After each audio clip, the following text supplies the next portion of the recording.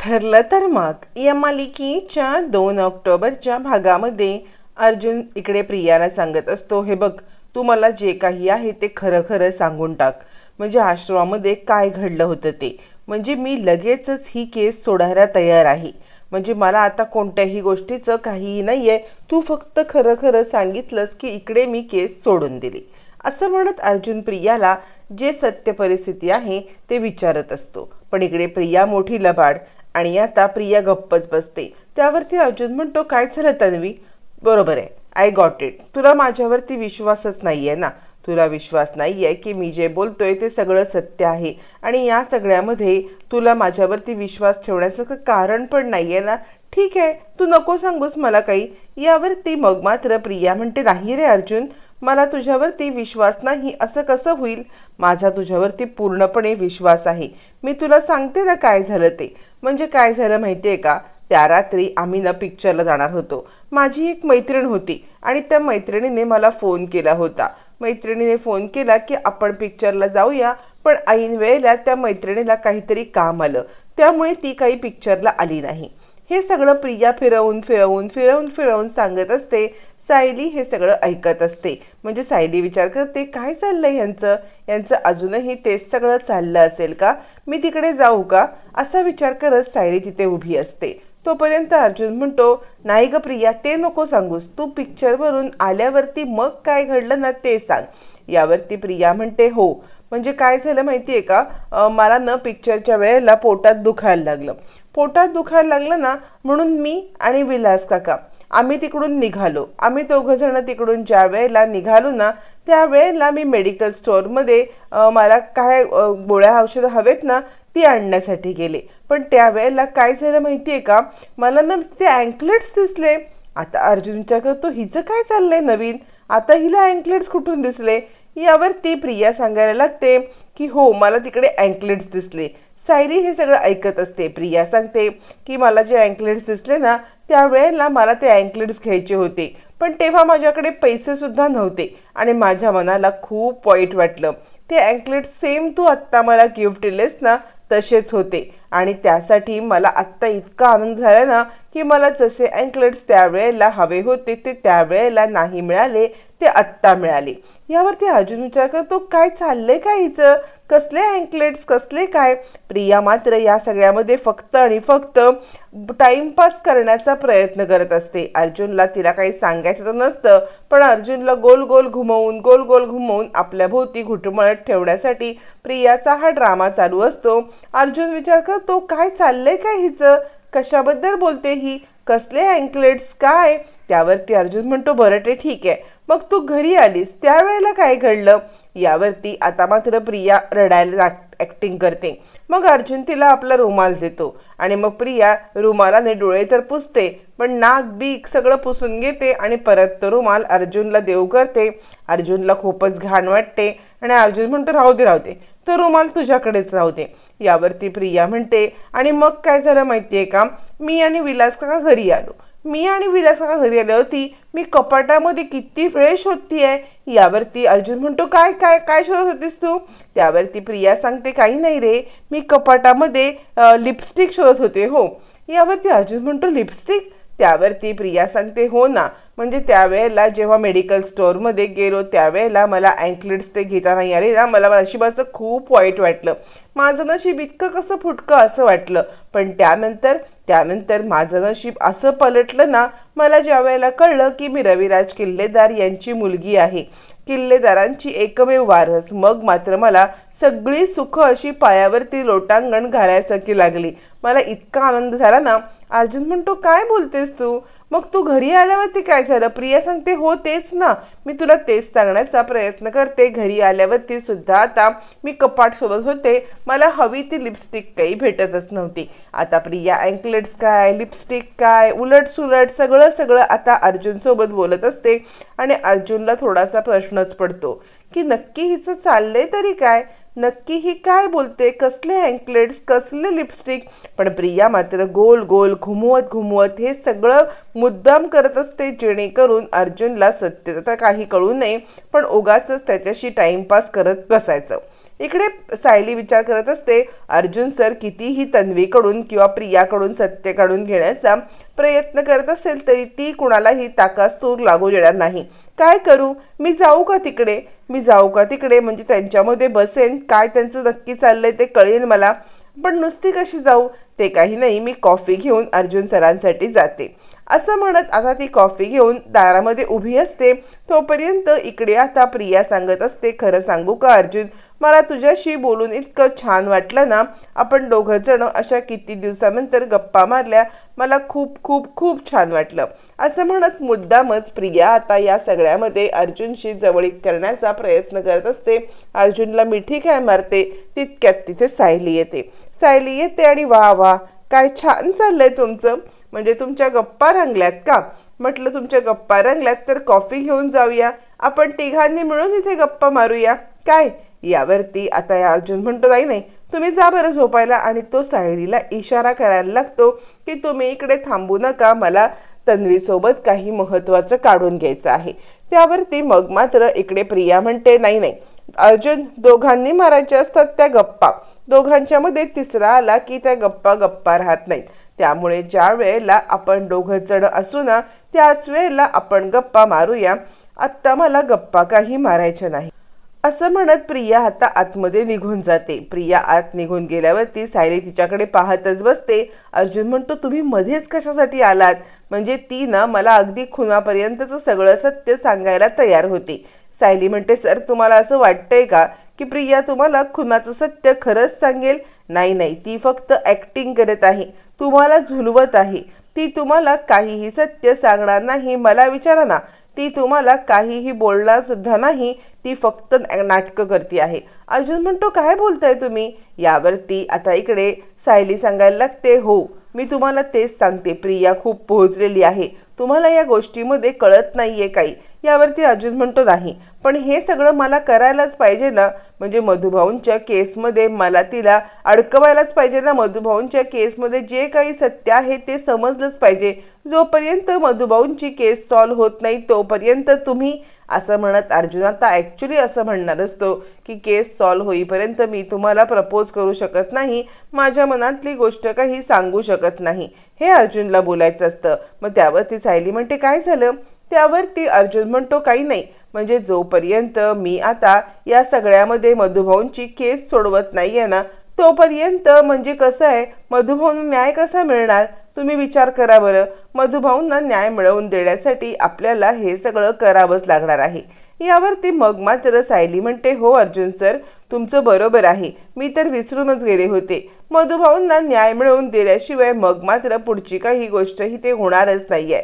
असं म्हणत इकडे आता सायली अर्जुनला होकार देते आणि म्हणते, ते पण बरोबर आहे, म्हणजे मधुभाऊंची केस सॉल्व्ह झाल्याशिवाय मला इकडून जाता पण येणार नाहीये ना, बरोबर आहे तुमचं. असं म्हणत सायली बोलल्यावर ते अर्जुन विचार करतो, यांचं काय चाललंय, म्हणजे माझ्या मनामध्ये चाललंय की मी मधुभाऊंची केस सॉल्व्ह करून माझ्या मनातली गोष्ट सायलीला सांगेन, तर सायलींचं काय चाललंय, त्या मात्र ह्या घरातून जायच्या गोष्टी करतायत. नाही, या घरातून जायच्या गोष्टी मी त्यांना करू देणार नाही, काहीही झालं तरी मी त्यांना माझ्या मनातली गोष्ट सांगणार म्हणजे सांगणारच, असा अर्जुन ठाम विचार करत असतो. मग सायली आतमध्ये निघून जाते आणि ती मनातल्या मनात विचार करते, अर्जुन सर माझ्या जाण्यामुळे कदाचित तुम्हाला फरक पडणार नसेल, पण मला इथून जायचंच नाहीये, मला याच घरात राहायचंय, मला कायमस्वरूपी याच घरात राहायचं आहे. एकदा का मधुभाऊंची केस सॉल्व्ह झाली की माझ्या मनामध्ये जी काही द्वंद्व चालू आहे ते मी तुम्हाला सांगणार म्हणजे सांगणारच. असं म्हणत सायली पण मनाशी निश्चय करते. इकडे अर्जुन पण निश्चय करतो की एकदा का मधुभाऊंची केस सॉल्व्ह होऊ दे, मग माझ्या मनात काय आहे मी ते तुम्हाला सांगणार. दोघांच्या मनात एकच गोष्ट असते, फक्त एकमेकांना सांगणं बाकी असतं. तोपर्यंत इकडे आता प्रिया आपल्या रूममध्ये असते. तोपर्यंत प्रिया रूममध्ये असताना आता तिकडे अर्जुन येतो. अर्जुन आल्यावरती मग आता अर्जुन प्रियाला बोलायला लागतो आणि त्याच वेळेला इकडे प्रियाला कॉल येतो नागराजचा कॉल येतो आणि नागराज प्रियाला म्हणतो, काही नाही तुझी अपडेट्स घेण्यासाठी मी तुला कॉल केला होता. प्रिया म्हणते, माझी अपडेट्स घेऊ नका, मी जे काही करते ना ते बरोबर करते, उगाच या सगळ्यामध्ये तुम्ही मला गोंधळवून टाकू नका. यावरती नागराज म्हणतो, हे बघ तुला एवढी अक्कल असती तर कशाला पाहिजे होतं? या सगळ्यामध्ये तू अडकू नये यासाठी तुझी अपडेट्स मी घेत आहे. जे काही आहे ते सांगतो अर्जुन, नाही तर मुरा मूर्ख कधी बनवेल आणि तुझ्या तोंडून कधी खरं काढून घेईल तुला सुद्धा कळणार नाहीये. यावरती आता मात्र प्रिया म्हणायला लागते, अर्जुन अर्जुन काय मला मूर्ख बनवणार? आता त्याचा सगळा हे मला समजलेलं आहे, त्याचं सगळं हे मला समजलेलं आहे. त्यामुळे मात्र आता मीच त्याला कशी मूर्ख बनवते आणि त्यालाच कशी या सगळ्या प्रकरणामध्ये अडकवते ते तुम्हीच बघा. तुम्हाला काय वाटलं मी इतकी मूर्ख आहे का? असं म्हणत प्रिया आता मी अर्जुनलाच मूर्ख बनवणार असं ज्या वेळेला नागराजला सांगत असते तेवढ्यात अर्जुन तिकडे आलेला असतो. अर्जुन मागे असतो आणि तो आता प्रिया तन्वी अशी आवाज देतो. तन्वी असा आवाज दिल्यावर ती प्रिया गडबडते आणि मागे वळून पाहते यांनी काही ऐकलं तर नसेल ना. त्यावरती आता इकडे प्रिया गडबडते, हा काय बोलतोय हे प्रिया ऐकायला तिकडे उत्सुक असते. ते नक्की ह्यांनी माझ्याबद्दल काही ऐकलंय का असा विचार करत प्रिया म्हणते, काय? यावरती अर्जुन म्हणतो, काही नाही, खरं सांगायचं तर मला तुझी माफी मागायची होती. प्रिया विचार करते, थँक गॉड, म्हणजे याने काही ऐकलं नाहीये. याने काही ऐकलं असतं तर हा माफी वगैरे मागण्यासाठी कशासाठी आला असता? नाही, बदाशिब माझं चांगलं आहे की यांनी काही ऐकलं नाही. यावरती अर्जुन म्हणतो, मी खरं तर तुझी माफी मागायला आलेलो आहे. काल आपण जे काही बोलत होतो दोघं जण ते मध्ये ह्या सायलीच्या येण्यामुळे अर्धवटच राहिलं. मला तुझ्याशी किती गप्पा मारायच्या आहेत, तुझ्याशी किती बोलायचं आहे, पण ह्या सायलीमुळे हे सगळं अडलेलं आहे. खरंच तुझी माफी मागतो. यावरती प्रिया सांगते, मी खरं सांगू का तर मला पण तुझ्याशी खूप गप्पा मारायच्या आहेत. यावरती अर्जुन म्हणतो, ठीक आहे ना, मग आपण गप्पा मारूया की कालचा विषय अर्धवट राहिलाय तो बोलूया की. यावरती प्रिया आता अर्जुनला चक्क मिठी मारते आणि हो ना, मला भेटण्यासाठी किंवा माझ्याशी बोलण्यासाठी तू इतका उत्सुक आहेस असं मला माहीत नव्हतं. पण अर्जुन गडबडतो. प्रिया जवळ आल्यामुळे तो लांब पळण्याचा प्रयत्न करतो. त्यावेळेला प्रिया म्हणते, तुझं कसं आहे ना, म्हणजे तुझा मूड क्षणाक्षणाला बदलतो. काल रात्री तू माझ्याशी इतकं गोडगोड बोलत होतास, मला इतकं काही बोलत होतास, मला जवळ घेत होतास, आज अचानक का तू असं करतोयस? तू घाबरतोयस का? यावरती अर्जुन म्हणतो, नाही तसं नाही ग, पण कोणीही कोणत्याही वेळेला इकडे येऊ शकतं ना, त्यामुळे मला जरा थोडंसं टेन्शन येतं. यावरती प्रिया म्हणते, हो ती पण गोष्ट खरी आहे, कोणीही कधीही इकडे येऊ शकतं, त्यासाठी माझ्याकडे एक प्लॅन आहे. अर्जुन म्हणतो, प्लॅन? कसला प्लॅन? यावरती प्रिया सांगायला लागते, हो माझ्याकडे एक प्लॅन आहे आणि तो प्लॅन म्हणजे असा आहे की आज मी तुला सरप्राईज देणार आहे. म्हणजे रात्रीच्या वेळेला आपण दोघं जण आणि मी तुला सरप्राईज देणार, मी तुला भेटणार आणि खूप महत्त्वाची गोष्ट सांगणार. अर्जुन खुश होतो की ही आपल्याला काहीतरी सांगेल, हिच्याकडून काहीतरी माहिती मिळेल. पण अर्जुनला माहीत नसतं की फक्त आणि फक्त सायलीनेच प्रियाला चांगल्या पद्धतीने ओळखलेलं असतं की प्रिया अर्जुनला काही सांगणार नाही, फक्त त्याला झुलवण्याचा प्रयत्न करत आहे. पण या सगळ्यातून घडणारी गोष्ट खूप मोठी असते. आता अर्जुन विचार करतो ही प्रिया कधी कधी काय बोलते मला खरंच कळत नाहीये. त्यामुळे आज जर का रात्री ती माझ्याशी बोलणार आहे तर या सगळ्यामध्ये मिसेस सायली जर काहीकडे असतील तर मला कदाचित यांची मदत होऊ शकते आणि त्यांच्या मदतीमुळे प्रिया नक्की काय म्हणायचंय तन्वीला हे मला समजू शकतं. तितक्यात तिथे सायली येते. काय झालं अर्जुन सर, तुम्ही कसला विचार करताय असं आता अर्जुनला विचारते. त्यावरती अर्जुन तिला सांगतो, मला तुमची मदत हवी आहे. यावरती आता सायली म्हणते, कसली मदत? यावरती अर्जुन सांगतो, मी तुम्हाला सांगू का, तुम्ही म्हणताय की प्रिया मला काही सांगणार नाहीये, पण ती मला सांगायला तयार झाले. सायली म्हणते, काय सांगायला तयार झाले? यावरती अर्जुन म्हणतो, ते काही मला माहित नाही ती काय सांगणार आहे ते, पण तिने मला आज रात्री भेटायला बोलवले. म्हणजे आज रात्री आम्ही दोघं जण असणार आहोत आणि त्यावेळेला ती मला सगळं खरं सांगणार आहे.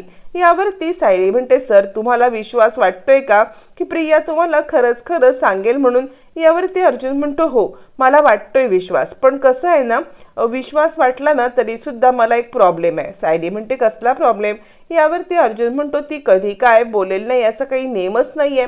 म्हणजे ती कधी काय बोलते मला कळत नाही. त्यामुळे माझं असं म्हणणं आहे की तुम्ही ना त्यावेळेला माझ्या आजूबाजूला राहावं, म्हणजे लपून छपून का होईना तुम्ही जर का तिकडे थांबलात तर मात्र या सगळ्यामध्ये मला ना ती काय म्हणते हे तुम्ही ऐकाल आणि नंतर तुम्ही मला समजावून सांगाल.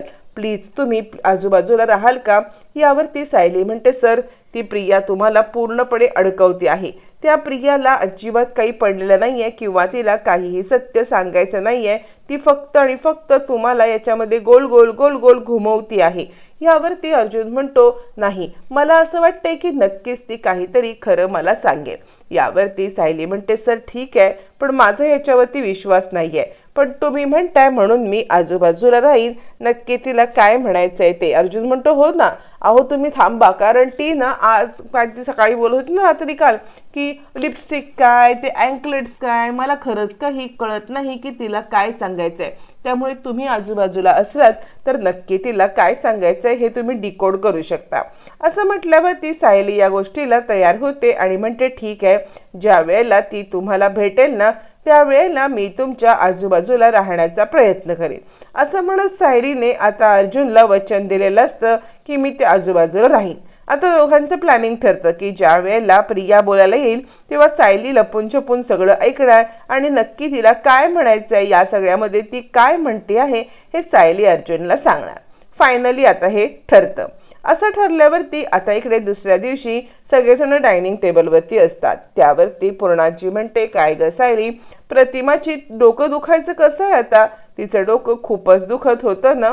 यावरती सायली सांगते, हो पूर्णाई, आता काळजी करू नका, आता त्यांचं डोकं दुखायचं थोडंफार कमी आहे आणि प्रतिमा त्या आता बऱ्या आहेत.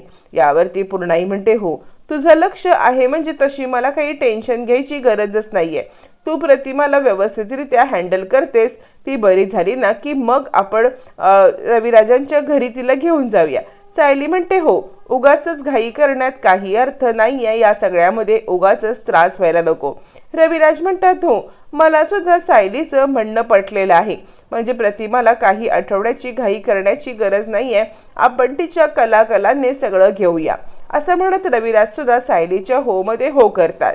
तोपर्यंत हा सगळा प्रकार चालू असताना तिकडे आता प्रिया येते आणि म्हणते, मला न माझ्या आईसाठी काहीतरी करायचं आहे आणि त्यासाठी मी खूप मोठा प्लॅन केलाय. रविराज म्हणतात, काय झालं बाळा, कसला प्लॅन? यावरती प्रिया सांगते, आईला नाटकं बघायला आवडतात ना, मला असं वाटते की आपण आईला नाटकं बघायला नेऊया का? नाटक बघायला नेलं तर कदाचित आईची कळी खोलेल सुद्धा आणि काही गोष्टी तिच्या मनासारख्या झाल्या तर ती व्यवस्थितपणे बोलायला लागेल सुद्धा. काय वाटते तुम्हाला सगळ्यांना? म्हणजे मी माझ्या आईला नाटकाला नेऊ शकते का? यावरती कल्पना म्हणते, तन्वी, आत्तापर्यंत आम्हाला सगळ्यांना असं वाटत होतं की तुला प्रतिमाची बिलकुल काळजी नाहीये, तुला प्रतिमाबद्दल खरंच काही वाटत नाहीये, पण आज माझा गैरसमज दूर झालेला आहे. तुला प्रतिमाबद्दल खूप काही वाटतंय, तुला आपल्या आईबद्दल काहीतरी करावंसं वाटतंय, याशिवाय दुसरं काही नाहीये.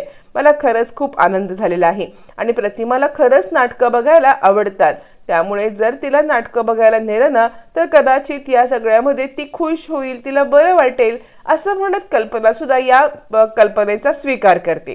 त्यावरती पूर्णाजी म्हणते, ठीक आहे, मग आपण सगळ्यांनी बरेच दिवस नाटक पाहिलेलं नाहीये तर सगळेच जण नाटक पाहायला जाऊया का?